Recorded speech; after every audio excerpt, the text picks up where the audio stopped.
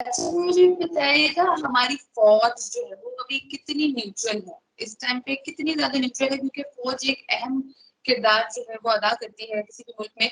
तो अभी फ़ौज किसके साथ है? या वो न्यूट्रल है या वो किसी के स्पेसिफिकली किसी के साथ है? देखिए, फ़ौज है आइन के साथ, जो हमारे सारे सियासतदानों का मुतालबा था कि जी आइनी हदूद में रहना चाहिए, फ़ौज जी। को वो काम करना चाहिए जो आइन उसको इजाज़त देता है। तो इसमें न्यूट्रल का काम कहीं नहीं है, न्यूट्रल का लफ़्ज़ कहीं नहीं, ये इजाद है न्यूट्रल की ऑपोज़िशन की तरफ से। आर्मी ने ये कहा है, हुँ, एस्टेब्लिशमेंट ने ये कहा है कि हम हर तरह से वो काम करना चाहेंगे जो कि आइन हमें इजाज़त देता है और वो हुकूमत बिल्कुल। करे। उसके अलावा उन्होंने कहा हमारा सियासत से आपकी सियासत से हमारा वास्ता नहीं, हम बाहर खड़े हैं, आप सियासत करते रहें और ये कोई आज की बात नहीं। ये तुम्हें याद होगा कि 1 साल से ज़्यादा अरसा गुज़र गया, जब ज़िमनी इलेक्शंस हुए थे पाकिस्तान में। वो इलेक्शन सारे जो हैं वो जी, जी, जी, ज़्यादातर बिल्कुल। ज़्यादातर इलेक्शन वो ऑपोज़िशन जीत गई और जब हुँ, ज़्यादा इलेक्शन ऑपोज़िशन ने जीते तो किसी ने कोई उँगली नहीं उठाई कि एस्टेब्लिशमेंट ने किसी को फ़ेवर किया है या एस्टेब्लिशमेंट का ताल्लुक फलाँ से था या फलाँ नहीं। दूसरे लफ्ज़ों में एस्टेब्लिशमेंट ने इलेक्शन में किसी में या इनकी सियासत में कोई टाँग अड़ाने की कोशिश नहीं। जो 2018 के इलेक्शन थे उसमें भी यही था। लेकिन वहाँ पे जो हमारा इलेक्शन कमीशन है, उन्होंने फ़ौज को हुक्म दिया कि आप जाके सिक्योरिटी भी मुहैया करें, आप जाके खड़े हों, आपके लोग खड़े होने चाहिए पोलिंग बूथ के ऊपर भी। अब ये इलेक्शन कमीशन उस वक़्त पूरे मुल्क के अंदर जो भी चाहे कर सकता है, उसके इख्तियारात हैं। फ़ौज को मानना पड़ा। अब उसमें जो हारा, उसने इल्ज़ाम तराशी शुरू कर दी।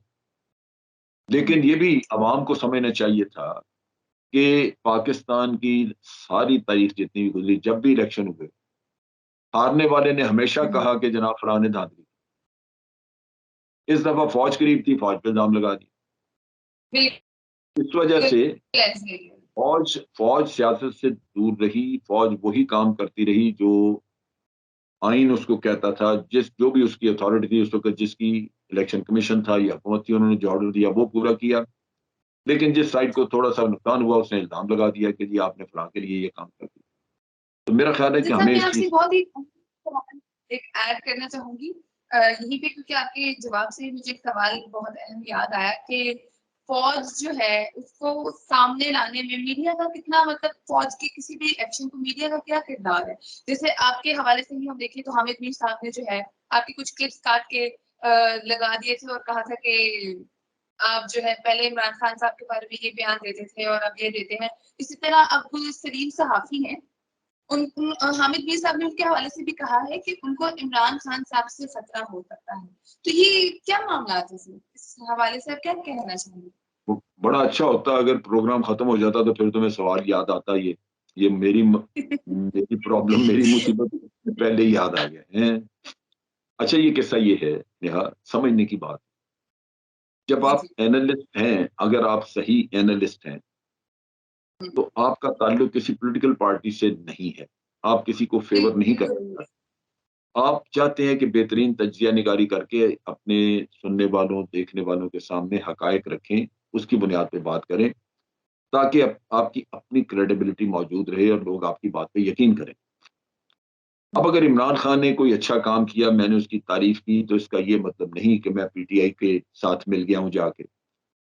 और अगर हुँ, इमरान खान ने गलत काम किया और मैंने उस पे तनकीद की, तो मेरा ये तज्ज़िया है। ये कोई नहीं मुझे कह सकता कि आप उस वक़्त तो इमरान खान के साथ थे, अब आप साथ नहीं। तो हुँ, ये अमन मीर ने जो ये चलाई थी, ये इस पे काफ़ी तनकीद हुई। लेकिन मैं समझता हूँ कि ये आउट ऑफ प्लेस थी, इसका कोई ताल्लुक नहीं था मेरे तज्ज़िये से। तज्ज़िया जो है वो हमेशा किसी को रास आएगा, किसी को नहीं आएगा। क्योंकि 2 जी, जी। फ़रीकों में अगर आप तज्ज़िया कर रहे हैं, तो किसी की बात को आप ठीक कह रहे हैं, किसी की बात को आप गलत कह रहे हैं। तो इमरान खान की भी बहुत सारी बातें थी जिससे मैंने उनसे इत्तेफ़ाक नहीं किया। मिसाल के तौर पे इसी पे, ये जो इन दिनों पे इनके वाक़यात हुए, 2 चीज़ों पे मुझे एतराज़ था। हुँ, एक जो एब्सोल्यूटली नॉट इन्होंने कहा, मैं उसके कहने पे मुझे एतराज़ था कि ठीक है, आप उनको अमरीकनों को अड्डे नहीं देना चाहते, नहीं देंगे, बड़ी अच्छी बात है, ये हमारे मुफ़ाद में है।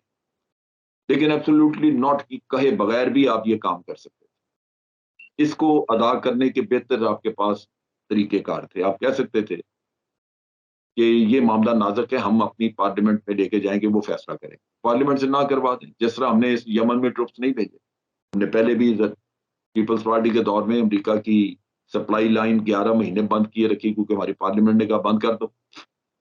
तो ये मुझे इससे इत्तेफ़ाक नहीं था, मैंने इस पे तनकीद की। इसी तरह जब इमरान खान ने जलसे में कहा अमेरिका को कि हम आपके कोई नौकर हैं, तो ये भी मेरे ख़्याल के मुताबिक उसको नहीं कहना चाहिए था, मैंने तनकीद की। भई आप उनकी बात नहीं मानना चाहते, आप आज़ाद पॉलिसी रखना चाहते हैं, ना मानें। लेकिन एक सुपर पावर को चिढ़ाने की क्या ज़रूरत है कि आप उसको कहें कि मैं तेरा नौकर हूँ।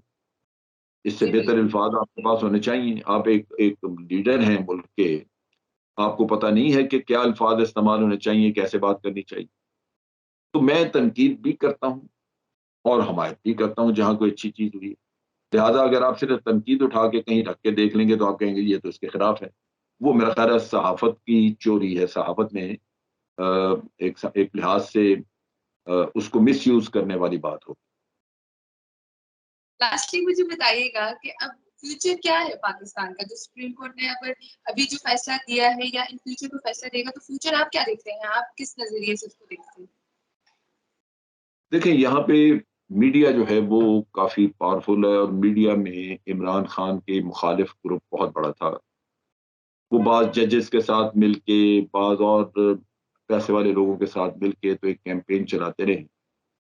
हुँ, ये कैंपेन जो है वो वक़्त के साथ ज़ोर पकड़ेगी जैसे-जैसे हम इलेक्शन के करीब आएँ। करप्ट माफिया जिनके खिलाफ इमरान खान ने केसेस बनाए, वो माफिया बहुत मज़बूत है, वो हमारे मुल्क हमारी रियासत से ज़्यादा मज़बूत है। वो चाहें रियासत का कोई फ़र्द खरीदना चाहें, खरीद सकते हैं। वो रियासत का इलेक्शन पूरा खरीदना चाहें, खरीद सकते हैं। वो चाहें तो कोई अदारा खरीदना चाहें, वो भी खरीद सकते हैं। नतीजा ये कि यहाँ पे इमरान खान के मुखालफत में बहुत बड़ा एक बहुत बड़ी रुकावट है, आप कह लीजिए कि कितना बड़ा महाज़ है, जो कि किस तरह अबूर किया जाएगा मुझे उसका कोई अंदाज़ा नहीं। हुँ, लेकिन दूसरी तरफ अवाम में इमरान खान की मकबूलियत पहले से ज़्यादा है। हुँ, अगर आज अवाम खड़े हो जाते हैं और वो इमरान खान के खिलाफ जो साज़िश हो रही है, जो करप्ट टोला मिला हुआ है, अगर वो इसको रिजेक्ट करते हैं और इनके खिलाफ इनके सामने दीवार बन के खड़े हो जाते हैं, तो फिर इमरान खान एक मज़बूत हुकूमत लेके आएगा, जो पाकिस्तान के मुफ़ाद में हो। लेकिन अगर अवाम इसमें वही रोल प्ले करते हैं जो पहले बिरयानी की प्लेट और कोका कोला की बॉटल पे चलता रहा है, तो फिर उस सूरत में पाकिस्तान का मुस्तकबिल भी तारीक है और ये मुल्क फिर लुटता रहेगा, उन्हीं लोगों के हाथ चला जाएगा, जो कई-कई दफ़ा बारियाँ लेके इसको नोच और घसीटते रहे। ये फैसला अवाम ने करना है, अवाम को चौकस होना चाहिए, अवाम को मोहतात रहना चाहिए। साज़िशें जो मुल्क के खिलाफ हो रही हैं, इमरान खान के खिलाफ हो रही हैं, वो अवाम को चाहिए कि उनको देखें। और अगर अवाम नहीं करेंगे तो यहाँ फिर आपका पुरसाने हाल कोई नहीं। तो आपको लगता है कि आवाम की सुनी जाती है क्योंकि ये पाकिस्तान जो है एक डेमोक्रेटिक कंट्री है, बट फिर भी यहाँ धांधली और ये सब चीज़ें बहुत आम होती हैं। तो क्या आवाम की इस उस लिहाज से सुनी जाएगी अब भी? देखो ये मेरा ख़्याल है गलत इंप्रेशन है कि अवाम की नहीं सुनी जाएगी। जी, जी। पहली बात ये है कि अवाम को एक मुतालबा कर जहाँ शकूक मैं समझता हूँ कि पाकिस्तान आर्मी उनके अपने मुफ़ाद में है कि वो इलेक्शन या किसी भी सियासी प्रोसेस के करीब ना आएँ, ताकि उनको मुतनाज़ा ना बनाया जाए। हुँ, तो मैं अज़्यूम करता हूँ, मैं इस चीज़ का तसव्वुर करता हूँ कि जो अफ़वाज पाकिस्तान है, वो किसी भी ऐसी चीज़ में हिस्सा नहीं लेंगे, वो दूर रहेंगे सियासी प्रोसेस से। बिल्कुल। अब रह गए बाद में अब बाहर रह गए आपकी हुकूमत के बाकी अदारे। नैब है, अदालतें हैं, वो किसी को सज़ा नहीं देंगी।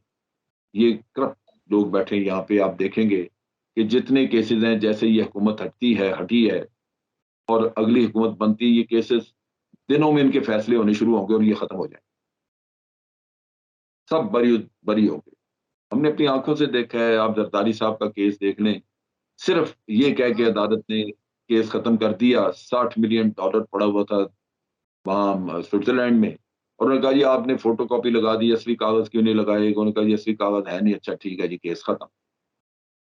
यानी ये नहीं कहा कि पैसा खाया गया या नहीं, तो ये केस सारे खत्म हो गए। तो हुँ, अवाम को नज़र नहीं आता कि ये पैसे खा मियाँ साहब ने जो भाई जायदादें बनाई हुई हैं, उनके बेटे औलादें बैठी हुई हैं, ये ऐसे बन गई। या बिल्कुल ये सही, जो सही। पीटीटी जाते रहे, मकसूद चपड़ासी जो पैसे उसके अकाउंट्स में आते रहे, ये ऐसे आते रहे। मुझे लगता हुँ, है कि किसी न किसी वक़्त पे अवाम को एक इनकलाब लाना होगा। वरना आज करप्ट टोला अदालत हो, नैब हो, एफबीआर हो, कोई जगह हो, वहाँ पे वो इस तरह मजबूत बैठे हुए हैं कि ईमानदार आदमी को या जो करप्शन के खिलाफ जंग लड़ना चाहेगा, उसको कोई कामयाबी नहीं होगी, उसको चलने ही नहीं देंगे। तो ये हुँ। मुझे लगता है कि अवाम को किसी वक़्त पे उठना होगा और अपना रोल अदा करना होगा, नहीं करेंगे तो बस फिर वो मुश्किल पड़ जाएगी। बहुत शुक्रिया मुझीब साहब आपके कीमती वक़्त का। तो जी हमने सुना कि अवाम को बिल्कुल जागना चाहिए, सबको ही जागना चाहिए, पाकिस्तान का ख़्याल रखें और उम्मीद करते हैं कि आने वाले वक़्तों में जो है वो पाकिस्तान का फ्यूचर अच्छा होगा। बहुत शुक्रिया सर आपका। Thank you so much for your time. बहुत अच्छा